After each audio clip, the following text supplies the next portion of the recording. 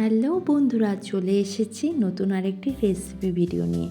তো শীতকাল মানেই কি বলো তো, আচার আচার আচার, তাই না? তাই আমিও চলে আসলাম একটু আচার বানাতে। তো কী আচার বানাবো বুঝেই পাচ্ছিলাম না, কিন্তু সেদিন আমি বাজার থেকে এনেছিলাম আমলকি। তাই ভাবলাম যে একটু আমলকির আচারই বানিয়ে নিই। তো চটজলদি আমলকি ফ্রিজ থেকে বের করে ধুতে লাগলাম। এই যে আমলকি ওয়াশ করছি, ওয়াশ করা হয়ে গেছে। এখন দেখো আমলকিগুলোকে আমার কী করতে হবে জানো তো, সেদ্ধ করতে হবে। তো আমলকি আমি কিভাবে সেদ্ধ করছি একটু দেখে নাও। এই যে দেখো, একটি পাত্রে আমি জল রেখে সেটাকে একটু গরম করে ফুটিয়ে তারপরে এই যে নেটের যে দেখছো ছাঁকনির মতো, এটার উপরে আমি আমলকিগুলোকে রাখবো। ঠিক আছে? তো আমি কিন্তু আমলকিটাকে একদম জলে দিয়ে সেদ্ধ করব না, এটাকে ভাপিয়ে সেদ্ধ করতে হবে। ঠিক আছে বন্ধুরা? তো এই যে দেখো আমলকিগুলো এক এক করে আমি দিয়ে দিচ্ছি। তারপরে এটা কিন্তু ঢেকে দিতে হবে, না হলে কিন্তু আমলকিটা সেদ্ধ হবে না। আর আমলকিটা আর বারবার ঢাকনাটা উঠিয়ে চেক করে করে দেখতে হবে যে আমলকিটা সিদ্ধ হয়েছে কিনা। তাই আমি বারবার চেক করে করে দেখেছি যে আমলকিটা মোটামুটি সেদ্ধ হলো কিনা। তো আমলকিটা অনেকটাই সেদ্ধ হয়ে গেছে। আর এই যে দেখো আমলকির আচারের জন্য মশলা রেডি করছি। শুকনো লঙ্কা দিয়েছি 3টে। আর এই যে কারণ আমার মেয়ে তো ঝাল খেতে পারে না, তাই শুকনো লঙ্কা 3টে দিয়েছি। আর এই যে দেখো দিয়ে দিচ্ছি গোটা সর্ষে, আর এই যে দিচ্ছি মেথি, সব এক চামচ করে দিচ্ছি। হ্যাঁ, পুরোটা মশলা কিন্তু লাগবে না, অল্প একটু দিলেই হয়ে যাবে হয়তো। আর এই যে দেখো 1 চামচ দিয়ে দিলাম জিরে, গোটা জিরে, আর দিয়ে দিলাম গোলমরিচ। তো দেখো মশলাটাকে আমার কিন্তু ভেজে নিতে হবে একটু, সেটা আমি তোমাদেরকে পরে দেখাচ্ছি।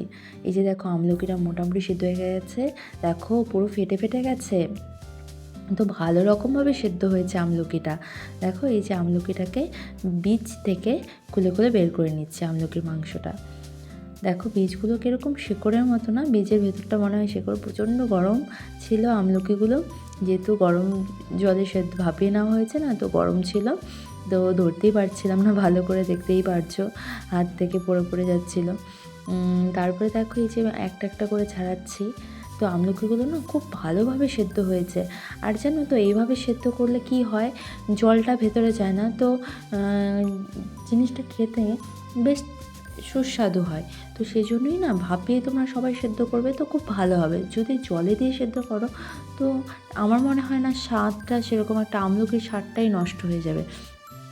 তো আমলকির মধ্যে একটা কষকষ যে ভাবটা থাকে না, ওটা কিন্তু এইভাবে সেদ্ধ করলে চলে যায়, ভালোভাবেই চলে যায়।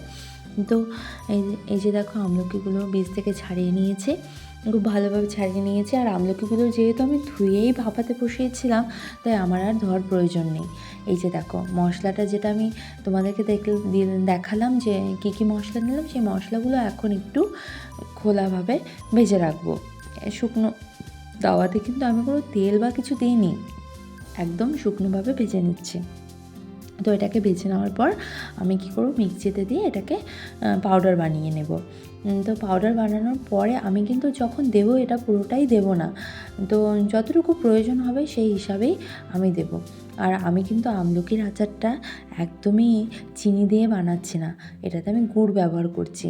আমার মনে হয় চিনির থেকে গুড় অনেক বেশি হেলদি। তো আমিও তোমাদেরকে তাই বলবো যে তোমরা সবাই গুড়টাই ব্যবহার করো, কারণ গুড় শরীরের পক্ষে ভীষণ ভালো, ভীষণ হেলদি। তো আমি চিনিটাকে ভীষণভাবে অ্যাভয়েড করি, শুধুমাত্র চাই দিই, চা বলো পায়েস বলো এগুলো ছাড়া চিনিটাকে খুব কম ব্যবহার করি। ঠিক আছে?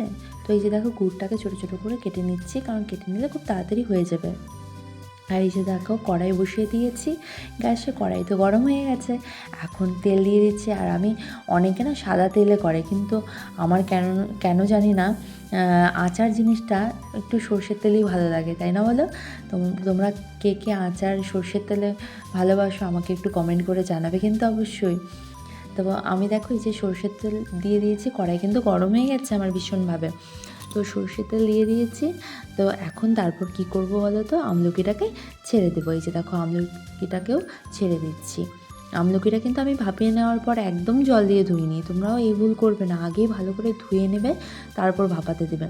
আর এই যে লবণ দিচ্ছি, আমি নর্মাল যে লবণটা হয় এটা কিন্তু অল্প একটুই দিয়েছি। কারণ আমি এই লবণটা পরে আমি আবার যেটা কালো লবণ মানে ব্ল্যাক সল্ট, ঠিক আছে, সেটাই দেবো। এই যে দেখো গুড়মান মতো মেশাবো, যতটুকু দরকার পড়বে সেই হিসাবেই দেবো, ঠিক আছে। তো গুড়টা দেখো এতটুকু দেওয়ার পর হচ্ছিল না, পরে আমি আরও একটু দিয়েছি, ঠিক আছে। এই যে দেখো, আর আমি সাথে কিন্তু তেঁতুলটা দিয়েছি যাতে একটু টক টক ভাব থাকে, তাই না। আমলকির টক আছে, কিন্তু আমলকির মধ্যে একটা কষ ভাব আছে না, সেজন্যই আমি তেঁতুলটাকে দিয়ে দিলাম। এই তেঁতুলটা কিন্তু মিষ্টি তেঁতুল, ঠিক আছে। এই মিষ্টি তেঁতুলটা আমি ক্যান্টিন থেকে পেয়েছি, তো ক্যান্টিন থেকে নিয়ে এসেছি। তেঁতুলটা ভীষণ টেস্টি আর একদমই টক না। হ্যাঁ, তোমরা যদি ভাবো যে তেঁতুল কেন দিচ্ছি, টকের জন্য, না টকের জন্য না, তেঁতুলটা মিষ্টি। হ্যাঁ, টক তেঁতুলও তোমরা দিতে পারো। আর এই যে দেখো মৌরি গুঁড়ো দিচ্ছি আর ধনে গুঁড়ো দিচ্ছি। আমার যেহেতু মৌরি আর ধনে আগেই গুঁড়ো করা ছিল, তো সেজন্যই আমি ওগুলো এখন দিয়ে দিচ্ছি। আর এই যে ভেজে রাখা গুঁড়ো করা মশলাটা, সেটা এই যে এখন দিয়ে দিলাম। আমি কিন্তু বেশি দিইনি, 2 চামচই দিয়েছি। আর আমার আমলকির আচারটা কিন্তু মোটামুটি রেডি। আর এই যে দেখো ব্ল্যাক সল্ট দিয়ে দিচ্ছি, ব্ল্যাক সল্টটা তোমরা স্বাদ মতো দিয়ে দিবে। আর দেখো আচারটা কিন্তু একদম রেডি হয়ে গেছে। আর যেহেতু আমলকিগুলো সেদ্ধই ছিল আগের থেকে, তো আমার বেশিক্ষণ ফোটাতে হয়নি। আর গুড়ের যে রসটা আছে না আমলকির ভেতরে, একদম ভালোভাবে ঢুকে গেছে। আর দেখো আচার রেডি। আচারটা খেতে যা হয়েছিল বন্ধুরা, কি আর বলবো তোমাদের। তোমরা সত্যি বাড়িতে আর একবার এই আচারটা ট্রাই করো, তোমরা খেতে দারুণ মজা পাবে, দারুণ মজা পাবে। শীতকালে সর্দি কাশির জন্য এই আচারটা একদম পারফেক্ট আচার, এত সুস্বাদু আচার কি বলবো। তো চলো বন্ধুরা।